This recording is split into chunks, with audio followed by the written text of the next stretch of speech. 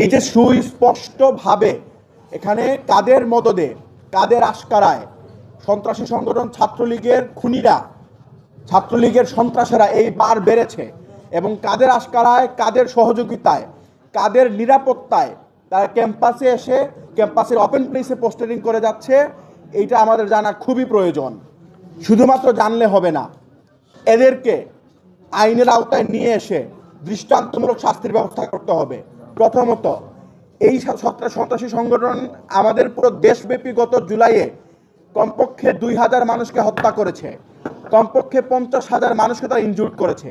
এই ঢাকা বিশ্ববিদ্যালয়ে 15 জুলাই 2024-এ তারা আমার ভাইদেরকে, আমার বোনদেরকে রক্তাক্ত করেছে।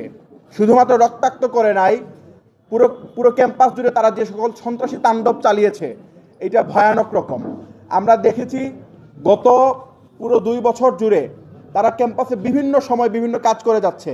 আমরা দেখেছি তারা তার চারুকলায় মূর্তি পুড়িয়েছে, তারা এখন নামে বেনামে ইফতার পার্টি করতেছে।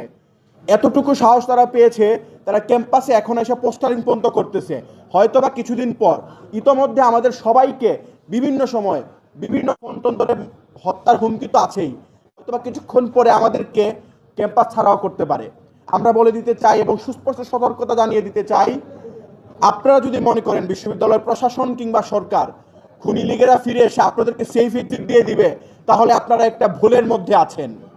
শুধুমাত্র আমরা এখানে ভিকটিম না, আপনারা যদি খুনি লীগ আবারও ফিরে আসে, আমাদেরকে যেভাবে তারা আবার সন্ত্রাসী কায়দায় আমাদেরকে আক্রমণ করবে, আপনারা এর থেকে ছাড় পাবেন না।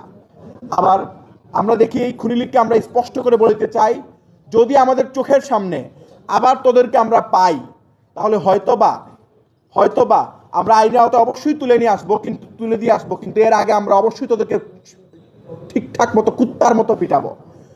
শুধুমাত্র কুত্তার মতো পিটিয়ে আমাদের হবে না। আমরা পোলাপান নিয়ে এসে হয়তোবা এখন আপনারা মব বলতে পারেন, কিন্তু তারা 24-এ যা করেছে আমাদের উপর, এর কিছুটা হলে আমরা প্রতিশোধ সেদিন নিব।